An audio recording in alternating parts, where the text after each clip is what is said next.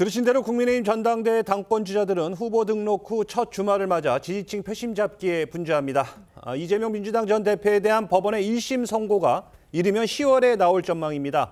이 전 대표 정치 행보에 미칠 영향이 주목되고 있습니다. 정치권 쟁점들 전문가분들과 하나씩 짚어보도록 하겠습니다. 윤기찬 국민의힘 법률위 부위원장, 김현주 시사평론가, 강성필 민주당 국민소통위 부위원장, 장현주 민주당 법률위 부위원장 나오셨습니다. 안녕하세요. 안녕하세요. 네, 주제 바로 보시죠. 국민의힘 당권 주자들의 오늘 행보부터 살펴보도록 하겠습니다. 자, 먼저 나경원 국민의힘 대표는 오늘 이명박 전 대통령을 만나서 20분간 면담했고요. 이 당심 공략에 영향을 좀 미끼치겠죠? 아무래도 이제 이명박 전 대통령을 찾아뵀다는 것은 사실 이제 이명박 전 대통령에 대한 국민적 평가는 다양할 수가 있는데 당원들의 평가는 이제 한동훈 전 비대위원장의 수사 대상이었잖아요. 예. 그렇기 때문에 아마 그런 취지도 아마 베이스로 깔려 있지 않나라는 생각을 하고, 그러니까 당심에 어떤 호소를 하는 차원이겠죠. 그리고 당심에 호소하는 그 이유가 일단 한동훈 전 비대위원장의 1위를 과반, 1차 과반 득표를 저지한다는 의미가 하나 있는 것이고, 그다음에 2위 싸움을 좀 하시는 것 같죠. 그래서 누가 이익이 되느냐에 따라서 단일화라는 말씀은 하지 않으시지만, 이전에 그 나경원 의원의 경우에는 2021년도 그때 전당대회 때 단일화 때문에 진 경우가 있어요. 그러니까 실제 표심으로 보면 42, 3%가 이준석 대표가 가져갔고 나경원 의원이 37, 8% 가져갔거든요. 그때 주호영 의원이 14% 가졌는데 단일화를 못했어요. 그래서 아마 그런 취지의 그 과거의 선례가 있기 때문에 단일화도 염두에 두고 있지 않을까라는 개인적인 생각을 하고 있습니다. 자, 근데 이 나경원 의원이 그 SNS에 또 이런 글을 올렸어요. 사심의 정치가 바로 배신의 정치다. 이 이야기는 누구를 겨냥한 걸까요? 지금 현재 한동훈 대 반한동훈의 구도가 뚜렷한 상황에서 아무래도 한동훈 후보에 대한 공격의 소재가 아닌가 이제 그렇게 생각이 됩니다. 이게 배신이라는 말이 일종의 네거티브 전략의 하나라고 생각이 됐는데 상당히 일찍 등장을 한 것이 아닌가. 그리고 구체적으로 이 배신의 아이콘 하면은 과거 유승민 전 의원의 경우 그 일종의 그 낙인이 아직까지도 이제 없어지지 않고 있는 상황인데도 불구하고 배신이라는 말을 구체적으로 명시했다라는 차원에서 아직 당권 레이스가 본격적으로 출발하기도 전부터 이미 굉장히 좀 과열 양상을 보여주고 있는 것이 아닌가 그렇게 판단이 됩니다. 또 나경원, 원희룡, 한동훈 이 세 후보는요 오늘 오전 연평해전 승전 기념식에 참석을 했습니다. 나경원 후보는 25일에 이제는 우리도 핵무장을 해야 한다 이렇게 강조를 하게 됐는데 어떻게 들으셨습니까?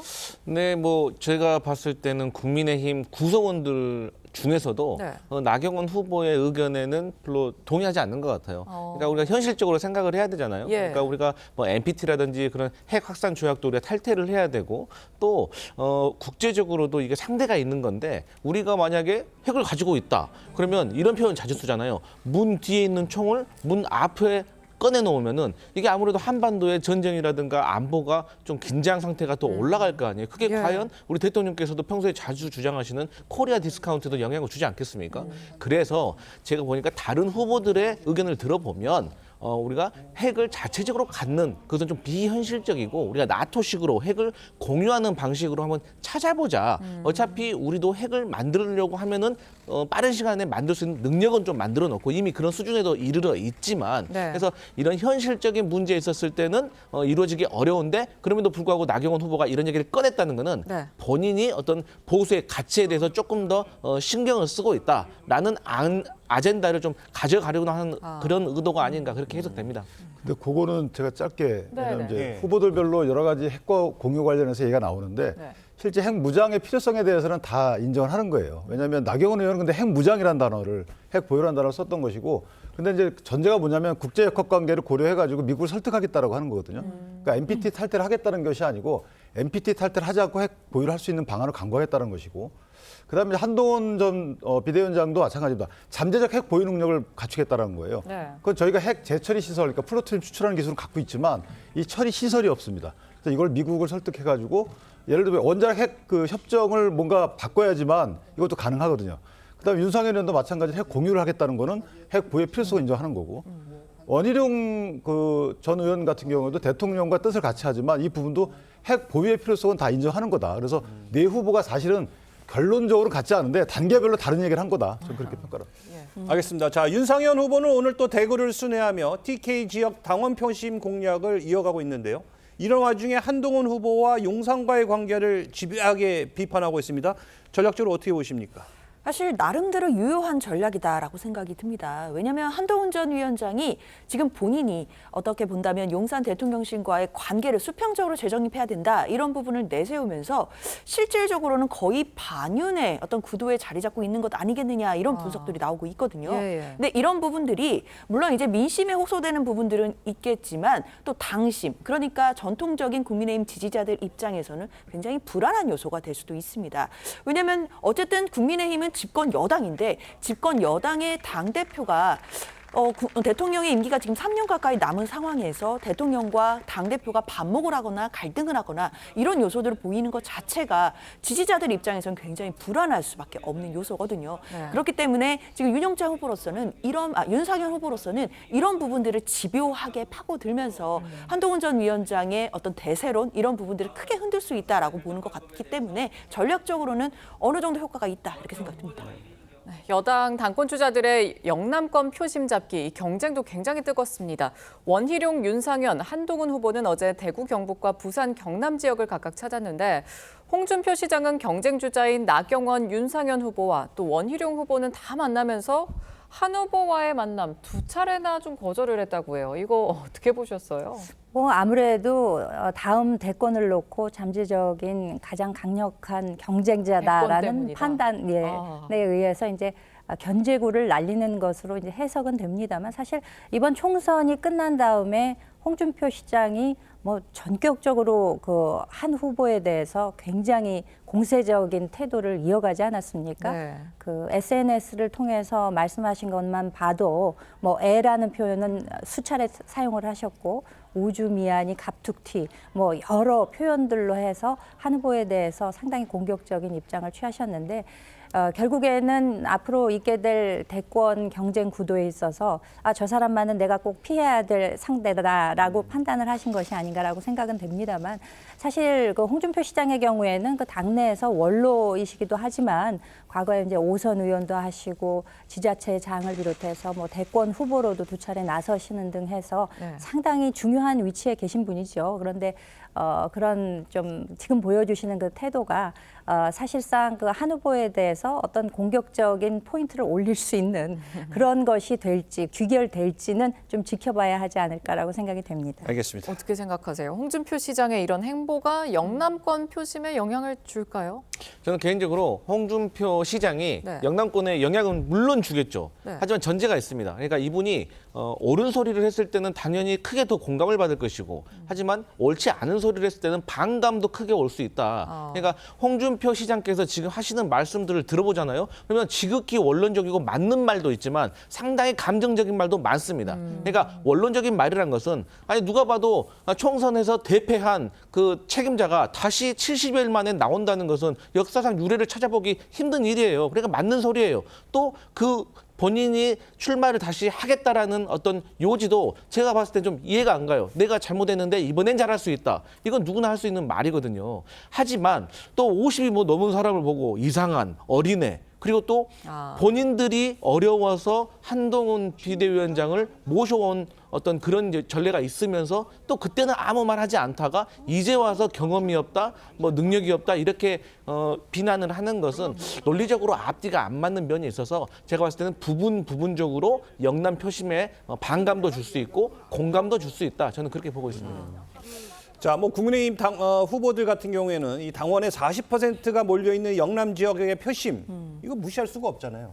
제일 크죠. 사실 역대 또 큰 역할을 해왔고요. 그러니까 영남 표심이 40에서 42%인데 문제는 이제 이 그 투표율도 봐야 돼요. 투표를 보면 45에서 55까지 나오는데 지역별로 편차가 있거든요. 그러니까 영남 투표율이 낮지 않습니다. 그렇기 때문에 실제적으로 보면 조금 더 가중돼서 판단해봐야 되는 거고 문제는 뭐냐면 홍준표 시장의 경우에 저렇게 얘기를 하게 되면 저게 설명이 없잖아요. 그냥 규정하잖아요. 뭐 한동훈 전 비대위원장 안 돼. 왜 안 되는지에 대해서 구체적 설명을 잘 안 해요. 저런 것들은 당원들이 볼 때 뭔가 이유가 있겠거나라는 이런 또 인식을 심어줄 수가 있거든요. 그러니까 그런 걸 정치적으로 아시는 거죠. 그러니까 현 그 전당대회는 누가 뭐 누구 찍으라라고 이렇게 뭐 조직이 동원돼 가지고 하기에는 사실은 벅찹니다. 당원만 해도 한 60만에서 80만 정도 사이거든요. 예. 그렇다면 저렇게 공중전에서 누군가 안 된다고 규정하게 되면 당원들은 사실 거기에 영향을 안 받을 수가 없어요. 그리고 홍준표 시장의 경우는 대권 경쟁자이기 때문에 한동훈 전 비대위원장을 비토한다고 하더라도 이철우 경북지사 똑같이 하고 있잖아요. 저거는 분명히 어떤 표심에 영향을 줄 것이다라는 생각이 들고 따라서 한동훈 전 비대위원장 입장에서 보면 한번 가겠습니다라고 했는데 오지 말라고 했다 해서 안 가면 안 되고 또 간다고 해야죠. 그래야지만 당원들한테 지금 말씀 주신 대로 오히려 역표심이 나올 수 있는 거지 지금 이대로 그냥 안 가고 말지라고 하게 되면 그건 홍 시장의 수에 말려드는 게 아닌가 개인적으로. 또 당원들의 예의도 아니죠. 당원들에 대한 예의도 아니기 때문에 조금 더 시대해 보는 게 어떨까라는 생각을 합니다. 지금 말씀하셨다시피 그 이제 조직력이 과연 그 표심에 영향을 미칠 수 있을 것이냐. 예. 그 당원들이 이제 투표를 하는 것이기 때문에 이분들이 이 그 말을 듣고 내지는 이러한 스탠스를 보고 그에 따라서 투표를 할 것이냐에 대해서는 저는 조금 의문점을 가지고 있는 것이 상당히 또 TK 지역에 계신 분들 혹은 영남까지를 포함해서 전략적인 투표를 하시거든요. 네. 지난 2021년 전당대회 때 이준석 후보가 대구에 가서 연설하기를 우리는 탄핵의 강을 건너야 된다라고 얘기했을 때 어떻게 저런 센 얘기를 했을까라고 했었습니다만 후에 그 개표 결과를 놓고 보게 되면은 그것에 상관없이 상당히 전략적인 선택을 해서 이준석 후보를 당대표로 뽑은 그런 전력이 있습니다. 그렇기 때문에 이번에 있어서도 사실 뭐 이철우 경북지사나 아니면 홍준표 시장의 경우 지금 여러 모습들을 보여주고 계십니다만 이것이 실제 당심에까지 연결될지는 그 결과를 놓고 봐야 되지 않을까라고 생각됩니다. 알겠습니다. 국민의힘 전당대회는 한동훈 대 반한동훈 이렇게 좀 굳어지는 분위기입니다. 원희룡 후보는 한동훈 후보를 겨냥해서 배신의 정치를 언급하기도 했는데 두 후보의 발언들 직접 듣고 오시죠.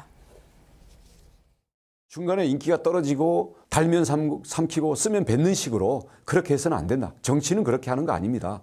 배신의 정치, 그리고 계산의 정치, 모두를 불행하게 하고 주변에서 인기 떨어진 대통령과 차별화를 해야 대통령 갈 수 있다. 이런 식으로 부추기는 사람들이 있는 것 같은데요. 차별화와 배신은 정말 종이 한 장 차이입니다. 처음부터 배신하려고 하는 사람 누가 있습니까?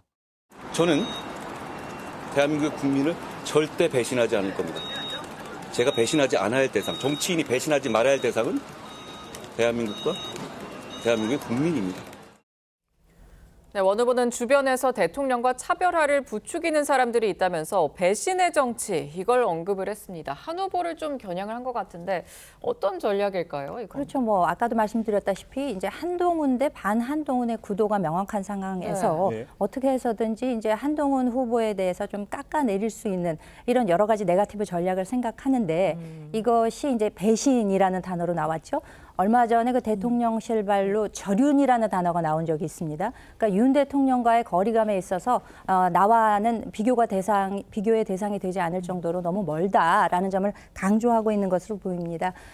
그 배신하면은 사실 유승민 전 의원이 박근혜 전 대통령과의 관계에 있어서 뭐 증세 없는 복지는 허구다라는 것을 시작으로 해서 국회법 연관 통과 등을 기준으로 해서 뭐 지금까지도 보수 정당 계열에서 배신하면 유승민 전 의원을 떠올리는 것이 뭐 일반적인 경우고요. 예. 하지만 지금 한동훈 후보의 경우에는 배신이라고 굳이 따지자면은 지난 비대위원장 시절에 김건희 여사와 연관돼서 국민 눈높이에서 바라봐야 된다. 뭐 상식의 차원 예. 이런 이야기를 한 적이 있고 또 이번에 출마 선언을 하면서 제3자에 의한 특검 지정 이런 이야기를 하면서 이제 이것을 배신 쪽으로 이제 몰고 가려는 그런 모습이 아닌가라고 생각이 듭니다. 예. 알겠습니다.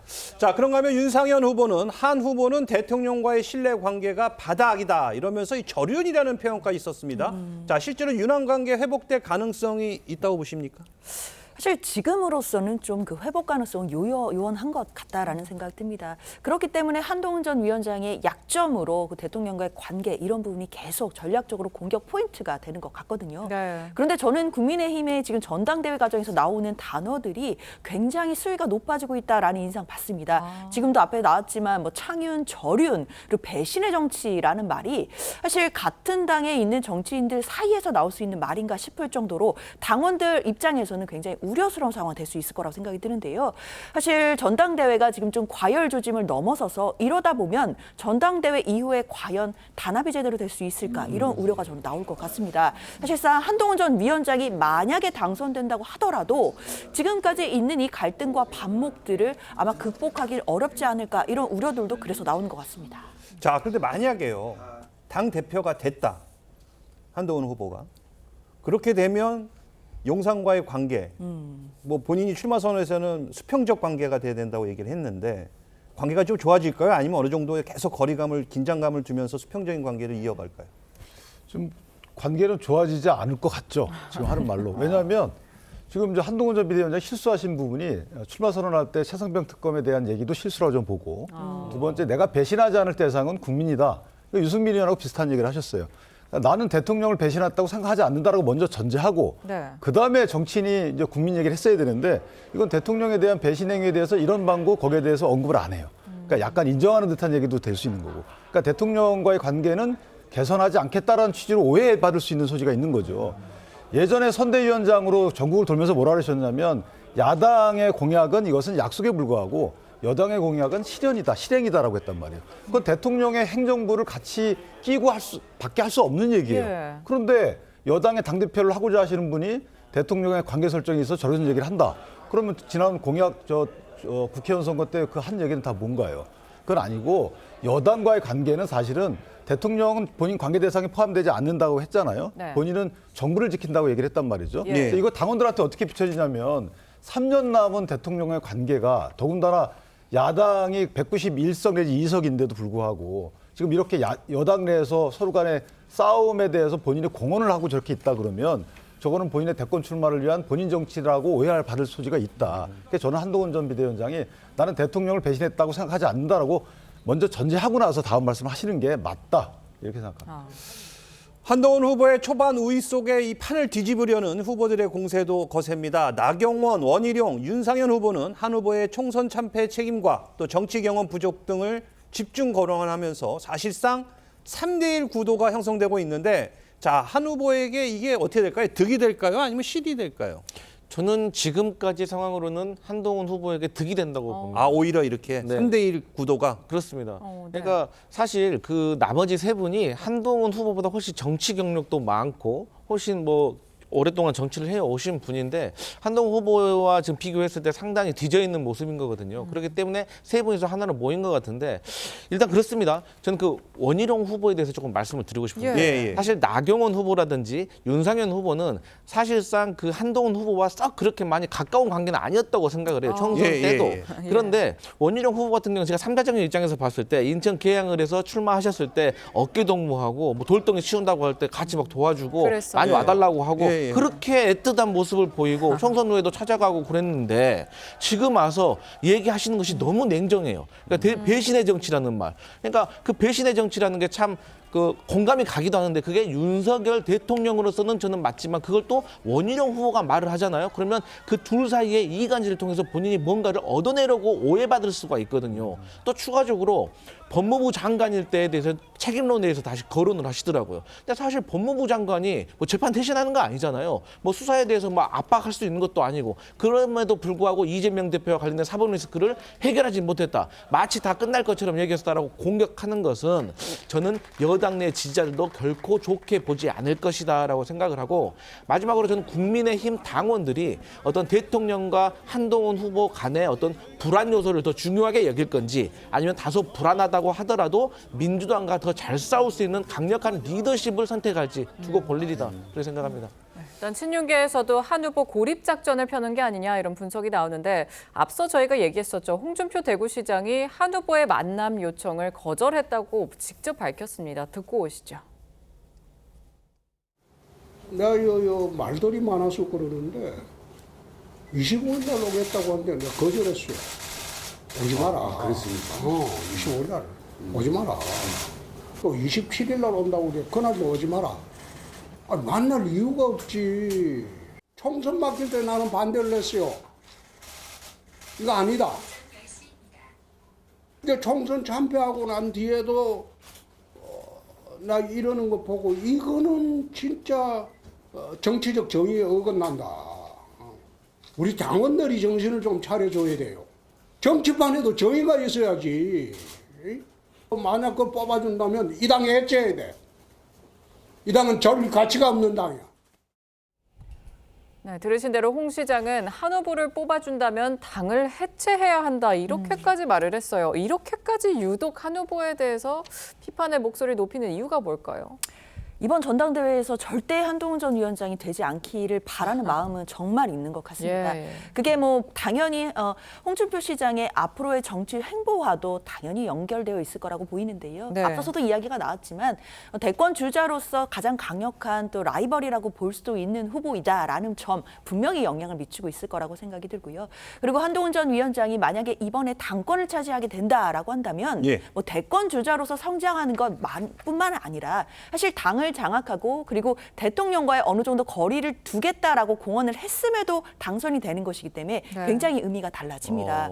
특히 영남권에 있는 당원들까지도 이런 부분에 있어서 수긍을 해준다라고 한다면 한동훈 전 위원장이 그야말로 용산과 관계없는 자기 정치를 할 수 있는 것이고 그리고 대권 가도로서의 본인의 어떤 특색 있는 정치를 할 수 있는 활로가 열리는 것이기 때문에 그렇게 된다라고 한다면 홍준표 시장으로서는 사실상 입지가 굉장히 좁아질 수밖에 없는 부분들이 있거든요. 그렇기 때문에 굉장히 강하게 지금 견제를 하는 것이고 네. 지금 거의 표현 수위가 당을 해체해야 된다까지 나왔다라고 한다면 지금 앞으로 영남권 당원들의 표심에 대해서 홍준표 시장이 계속해서 스피커로 나설 가능성 높다고 보입니다. 알겠습니다.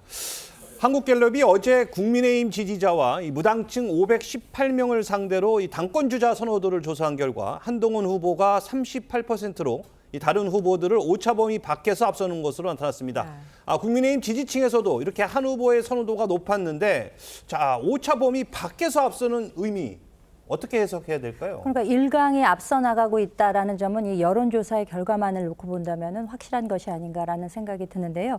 이번에 그 전대 룰을 보게 되면 당심 대 민심의 비율이 8대2가 되어 있습니다. 예. 그러니까 그 2가 이제 여론조사인데 여기에는 역선택 방지 조항이 들어가 있습니다. 예. 그래서 국민의힘의 지지층 혹은 무당층만을 대상으로 해서 여론조사가 있게 됩니다. 그렇지만 이제 당심이 제일 중요한 거죠. 네. 지난 2021년 이준석 당대표가 선출되었을 때를 비교해 본다면은 그 당시에도 그 여론조사의 결과에서 보다 그 당심에서는 나경원 후보가 나중에 개표를 해 보니까 앞선 결과가 그때 나오기도 7대3 했었습니다. 이었죠? 그때는 네. 7대3이었습니다. 이번에는 8대2죠. 구도는 비슷한데 다만 지금 현재 국민의힘 지지층을 대상으로 해서는 과반이 넘어가는 지지를 지금 얻고 있거든요. 그렇기 때문에 이것이 과연 어떻게 당심으로 표현이 될 것이냐. 그런데 여론조사에서의 국민의힘 지지층과 이 당원들의 당심은 다를 수가 있습니다. 예. 당원들의 경우에는 3개월 이상 그 당비를 납부한 책임 당원들을 대상으로 해서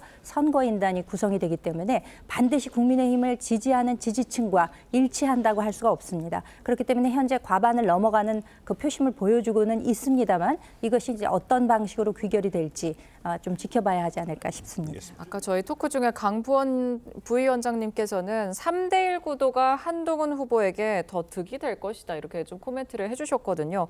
그런데 나경원 후보와 원희룡 후보의 반한 연대 카드 이게 여당 전대 변수가 될까 좀 어떻게 전망하십니까? 지금은 저렇게 반환 연대로 공식화하는 것은 도움이 안 되죠. 왜냐하면 사실은 나경원 의원의 경우에는 보통 전통 보수층에 대한 지지층이 있어요.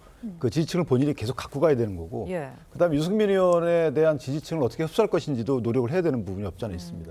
그러니까 원희룡 전 장관의 경우는 이제 저희가 생각하는 아주 전통적인 보수 지지층에 타겟팅 해가지고 활동을 하고 있단 말이죠.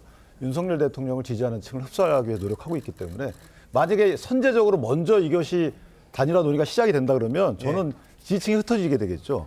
그래서 지금은 단일화 논의가 바람직해 보이지 않고 혹시나 이제 나중에 이제 지지율 추이를 보고 나서 뭐 급하게 될 수도 있겠지만 지금과 같은 지지율 추이가 계속된다면 이게 이제 결선 투표까지 간다 이런 상황에 도래하면 그때는 단일화를 미리 논의를 해야 되겠죠. 왜냐하면 후에 강제적 단일화가 됐을 때 나 의원을 지지하는 분이나 윤상현 의원을 지지하는 분이나 원희룡 지지자를 지지하는 분이 이탈할 수가 있어요. 강제 단일화가 되면.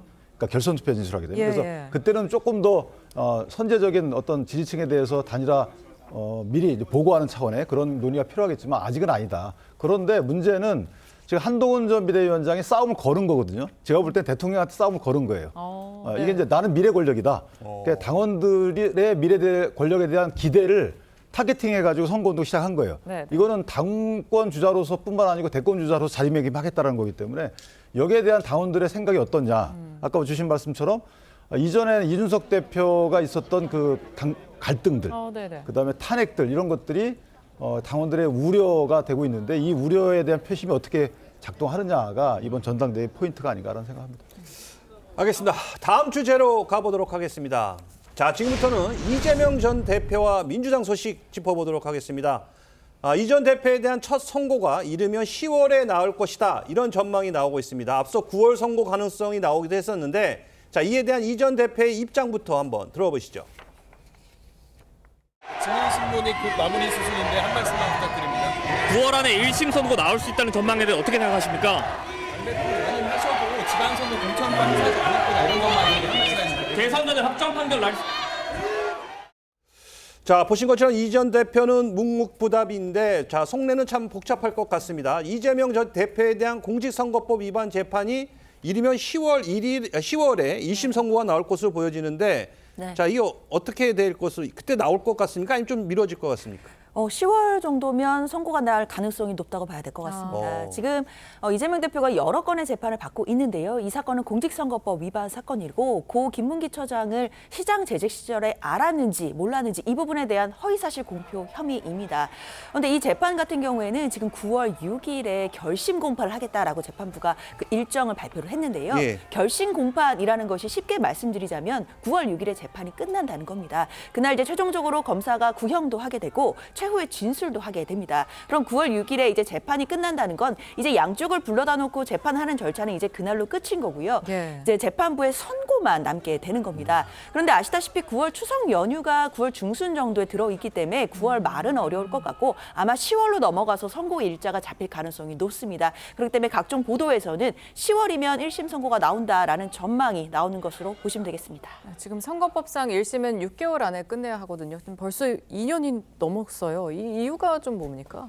뭐 제가 뭐 재판관이 아니기 때문에 그 이유를 그렇죠. 어떻게 알겠습니까만은 제가 알기로도 거의 대부분의 선거법 사건들이 6개월로 이렇게 공고는 되어 있지만 쉽게 끝나지는 않더라고요. 왜냐하면 이 선거법이라는 게 상당히 애매한 부분이 많습니다. 예. 그렇기 때문에 서로의 진술이 엇갈릴 수도 있고 예를 들어서 뭐 도둑이 뭐 물건을 훔친 거에 명백한 사실이 있잖아요. 근데 이것은 사람의 진술, 증언에 의한 것이 많기 때문에 지금 어렵습니다. 근데 저는 개인적으로 우려하는 게 이런 겁니다. 그러니까 우리 장윤주 변호사님께서 말씀하셨지만 10월 경에는 어쨌든 1심 재판이 나오잖아요. 네. 그런데 문제는 만약에 100만 원 이상의 벌금형이 나오면 예. 의원직을 상실하잖아요. 네. 그렇죠. 그런데 이게 뭐 어정쩡하게 뭐 70만 원, 80만 원 이렇게 나와버리면 이것은 유죄가 정해졌음에도 불구하고 상황이 변화는 없는 거거든요. 그렇게 되면 국민의힘에서는 또 두고 봐라 이렇게 유죄였지 않냐 이렇게 공격을 할 것이고 또 민주당 같은 경우는 억울하다. 하지만 아직도 의원직 상실령도 안 나왔고 또 항소심까지 가야 되니까 지켜보자라는 이 방어가 지루하게 펼쳐질 건데 저는 이러한 과정들이 조금 우려스럽다. 그래서 재판부의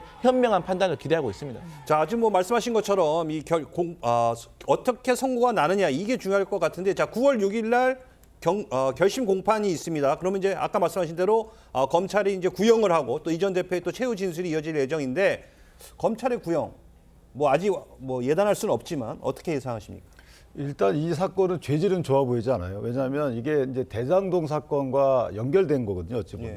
그러니까 대장동 사건에 대해서 의혹이 많이 불거질 때 거기에 관련됐던 분이 이제 김문기 성남 도시공사의 처장이었어요. 예. 그러니까 이 사람이 백현동과 대장동 사건에 굉장히 관여를 많이 했고 이분 얘기가 본인이 초과이익 환수 조항을 넣자고 3차례나 얘기했는데 그것을 일일이 다 거부당했다라는 거거든요. 그러니까 초과이익 환수 조항을 거부했기 때문에 배임죄에 해당한다. 이게 취지가 이제 대장동 사건의 전말이기 때문에 그렇다면 이 사람을 모른다고 하는 것이 이재명 대표 입장에서 보면 좋은 거죠. 당선될 확률이 높아지는 거죠. 그렇기 때문에 죄질은 무척 안 좋습니다만은 문제는 뭐냐면 이재명 대표가 떨어졌다는 거예요. 선거에서.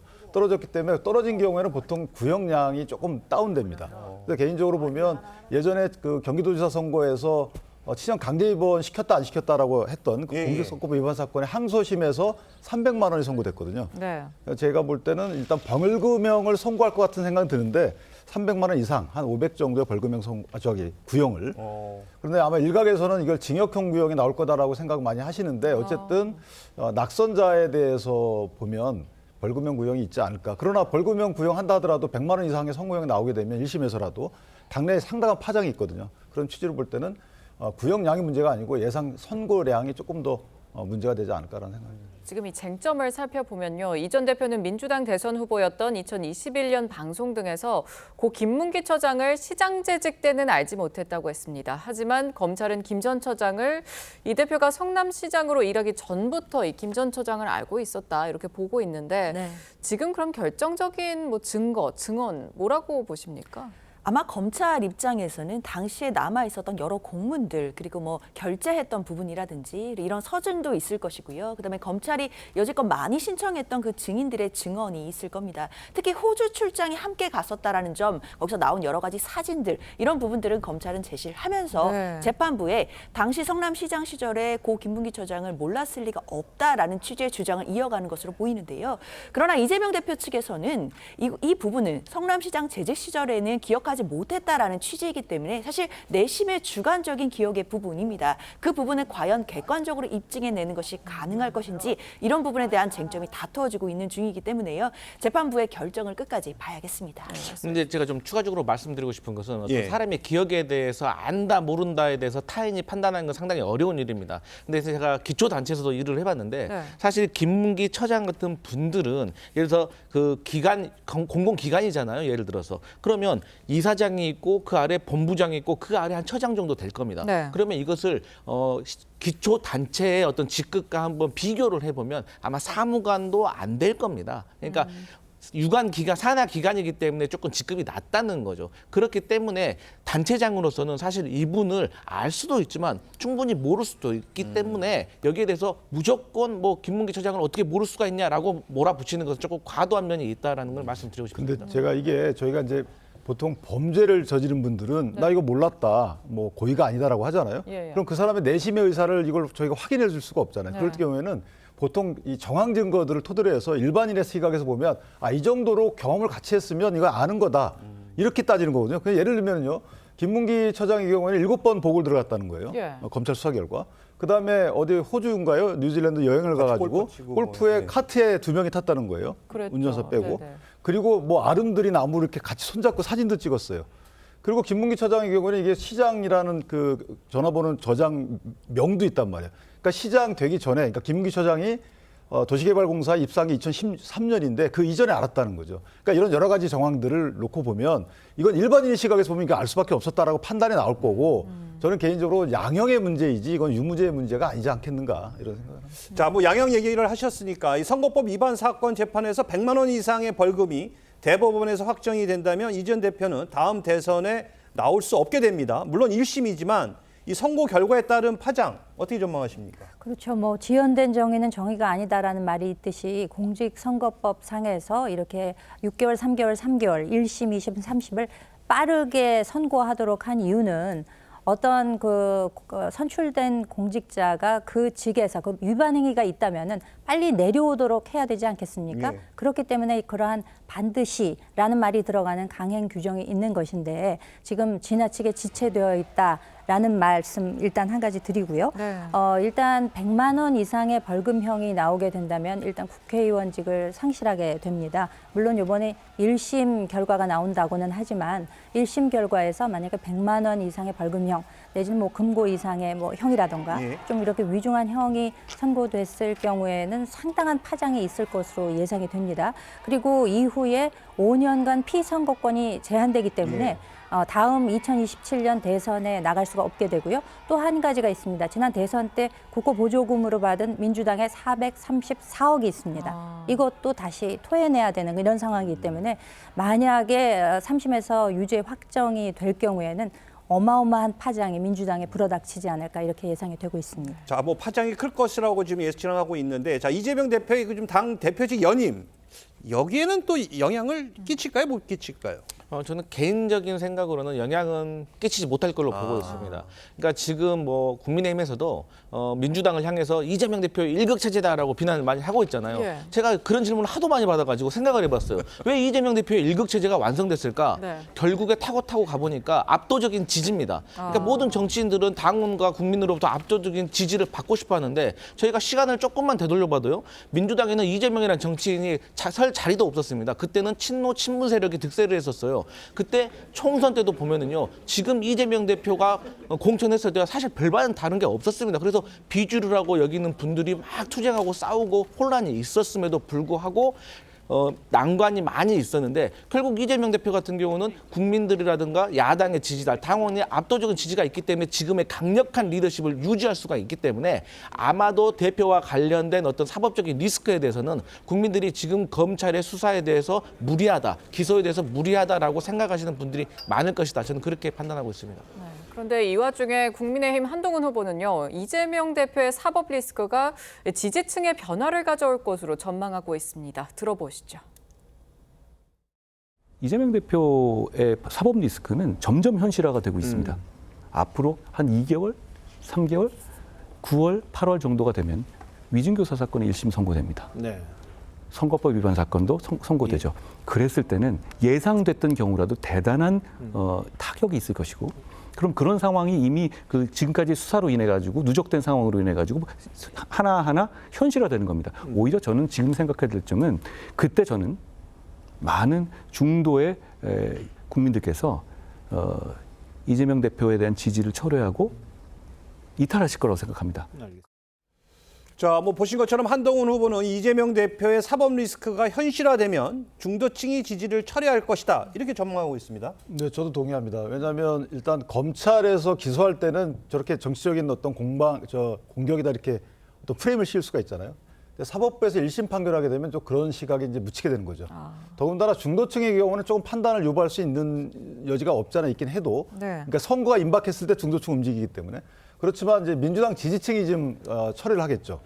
강성 지지층 빼놓고는 민주당 지지층이 약간 양분되게 될 가능성이 있어서 자체 내에서 어떤 공방이 있지 않을까. 그때 이제 차기 혹시 지도자가 될 분이 서서히 등장하게 되고, 그건 민주당 내에서는 그러니까 파벌이 형성이 되기 시작하고요. 그렇게 되면 이제 뭐 당이 찢어질 가능성도 없잖아 있는 것이고, 또 이재명 대표에 대한 지지층과 그 기타 지지층 간에 강한 또 충돌이 있게 될 수 있어서 저런 사법부의 1심 판결이라도 만약에 저게 판결이 선고되게 되면 민주당 내에서 그런 혼란이 크게 될 것이다. 좀 그래서. 지금 지지층 변화에 대해서 어떻게 보시는지 좀 여쭤보고 싶고 또 이 대표와 지금 검찰 측의 입장이 굉장히 첨예하게 대립하고 있거든요. 재판이 지금 2심에 이어서 대법원까지도 갈 가능성 어떻게 지금 전망하십니까? 재판은 대법원까지 갈 가능성이 매우 높다고 봐야 될 것 같아요. 네네. 만약에 1심 재판 결과가 뭐 무죄가 나온다라고 하더라도 이대로 끝나지 않겠죠. 당연히 검찰 측에서 또 항소를 하게 될 것이고 또다시 이재명 대표에게 불리한 결과가 나온다 하더라도 이 대표 측도 항소를 하게 될 것이기 때문에 대법원 결과까지도 봐야 될 것은 거의 당연한 수순이 될 것 같습니다. 그런데 한동훈 전 위원장이 물론 가정을 전제로 했지만 뭐 이 대표의 사법 리스크가 현실화되면 지지자들이 뭐 철회를 하지 않겠느냐 네. 뭐 이런 취지로 말씀을 주셨는데 글쎄요 뭐 이 부분은 뭐 사법 리스크가 현실화된다라는 가정적인 이야기이기 때문에 지금으로서는 판단하기는 어렵겠지만 적어도 좀 제가 아쉬운 부분은 그래도 집권 여당의 전당대회에서 유력한 후보로 꼽히시는 분께서 이재명 대표의 사법 리스크가 현실화되기만을 바라고 계신다는 점은 좀 아쉬운 부분이 듭니다. 지금 현재로서 이재명 대표의 지지자들을 그 지지층들에게 효소할 수 있는 부분들이 집권 여당으로서 새로운 비전이라든지 민생에 대한 어떤 정책이라든지 이런 부분들이 아니라 다만 이재명 대표가 사법 리스크가 현실화된다면 지지자들이 철회하게 될 것이다. 이런 이야기만 나누시는 건 사실 총선 때 이미 실패한 것으로 드러난 2조 심판론을 다시금 떠올리게 해서요. 사실 한동훈 전 위원장의 중도층에 대한 외연 확장 가능성 한계 보여주는 거 아닌가 생각됩니다. 이 전 대표 관련 재판 가운데 2심 재판이 종결되는 건 선거법 위반 혐의 재판이 처음입니다. 이 다른 재판들도 남아 있는데, 자 2심 선고까지 앞으로 뭐 수년이 더 걸릴 수도 있다고요, 평론가님. 네, 그렇습니다. 그 위증교사 재판의 경우에는 뭐 7월 8일에 그 변론이 종결된다라는 관측도 나오고 있어서 공직선거법 재판과 함께 상당히 좀 빠르게 1심 결과를 볼 수 있지 않을까라고 생각됩니다만 네. 대장동 등과 연결된 사건들이 여러 사건이 병합이 되어 있는 데다가 개별 사건 하나하나가 매우 복잡하고 증인 채택도 상당히 많이 이루어질 것으로 봐서 그런 재판들의 경우에는 상당히 오랜 시일이 걸리지 않을까라고 생각이 됩니다. 그리고 얼마 전에 이화영 전 경기도 평화부지사의 1심 선고에 이어서 기소가 되지 않았습니까? 그것도 아직 재판이 시작되지도 않았기 때문에 상당한 시간이 소요될 것으로 그렇게 예측이 됩니다. 국민의힘에서는 민주당이 의석수를 앞세워서 사법부마저 압박하고 있다. 좀 신속하게 진행을 해달라 얘기를 하고 있는데 민주당에서 어떻게 듣고 계십니까? 저는 민주당이 압박하는 게 아니라 국민의힘에서 찾아가서 재판을 빨리 해달라고 하는 것이 정확한 압박이 아닌가 저는 그렇게 느껴지고요. 예. 이번에 민주당에서 뭐 김동완 의원이나 김용민 의원이 법안을 발의했습니다. 어떤 법안이냐면 검찰이 교정시설에 있는 수용자를 검찰로 불러 들어가지고 조사하는 거, 일명 우리가 출정이라고 하잖아요. 네. 그런 거에 대해서 조사 그런 관행에 대해서 조금 타파하는 것들.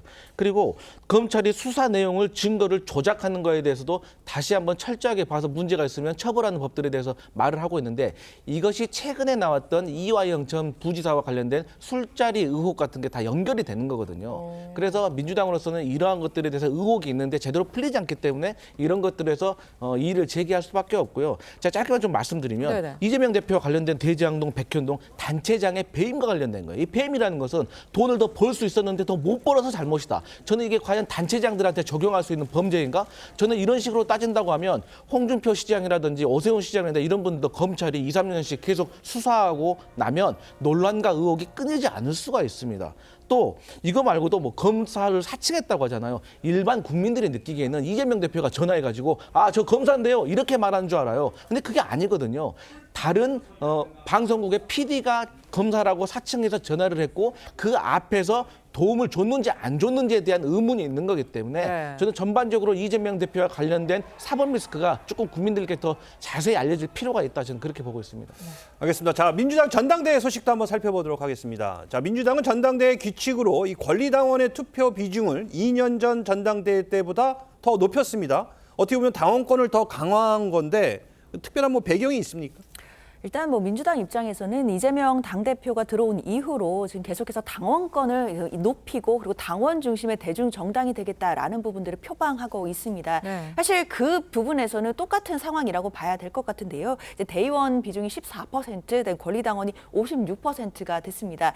이게 사실 20대 1 미만으로 규정해야 된다는 부분들을 준수해서 대의원 대 권리당원 비율이 지금 19.1대 1이 된 건데요.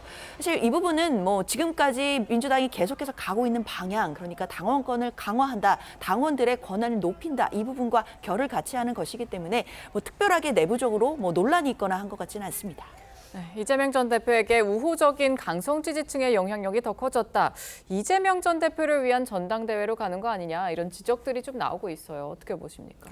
이재명을 위한 그런 전당대회로 가고 있는 것이 아닌가. 뭐 이재명 대표가 당내의 영향력 차원에서 뭐 전면적으로 장악했다고 해도 과언이 아닐 정도의 상황에서 사실 이전에 그 민주당의 전당대회 룰이나 혹은 뭐 대선 후보 선출 규정 이런 것들을 보면 상당히 국민의힘에 비해서 복잡하게 구성이 되어 있었습니다. 그리고 그 표의 등가성이 없이 1인 1표제가 아니라 뭐 권리당원의 경우에는 훨씬 더 많은 배수의 표의 효과를 누리는 이런 것들이 있었는데 이것을 상당히 조정을 함으로써 결과적으로는 이재명 대표의 유일체제 비슷한 이런 상황을 그대로 유지하고 혹은 이재명 대표를 강하게 지지하는 강성 지지층의 목소리가 일반 그 최고위원이나 이런 분들에게까지도 큰 영향을 미칠 수 있도록 한다는 점에서 뭐 당원당규 개정까지를 포함해서 뭐 위인설법 그야말로 이재명 1인 뭐 독주의 시대라고 할까요? 뭐 그런 식으로 완전체 모양으로 구성되어 가고 있는 것이 아닌가 싶습니다.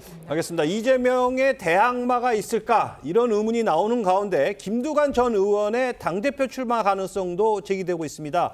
김두관 전 의원의 목소리 직접 들어보시죠. 당대표를 추대하는 건 아니지 않나요?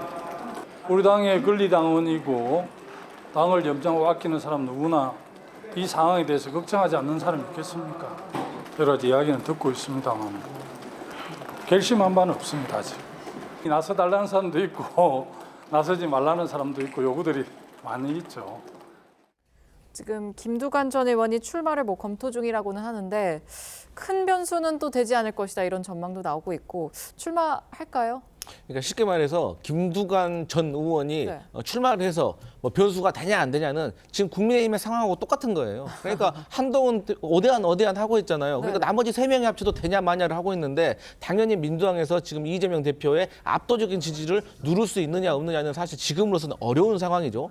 하지만 과거 저희 민주당의 사례를 보면 민주당의 문재인 의원이 당대표로 출마를 했어요. 그때 박지원 의원이 또 출마를 했단 말입니다. 그때 당시에 뭐 9대1까지 나왔어요. 운 좋으면 8대2 될 것이다. 근데 막상 뚜껑을 까보니까요. 동정표도 있고 또 막상 이 어떤 정책적인 변화라든가 그런 계획을 들으면서 많이 바뀌었어요. 그래서 사실 지금 어대안 하는데 어대문이란 말이 그때 처음 나온 거거든요. 그래서 당시에는 상당히 박지원 의원이 선전을 하니까 투대문, 투표해야 대표는 문재인이다라는 말까지 나올 정도로 선전을 했기 때문에 저는 이것도 두고 봐야 되고 사실 민주당의 지금 친노 친문 세력이 예전과 같지는 않지만 여전히 주류의 일부로 남아있기 때문에 동정표와 이분들이 또 합심을 하게 되면 어떤 결과가 나올지 모르기 때문에 끝까지 지켜봐야 될 것 같습니다.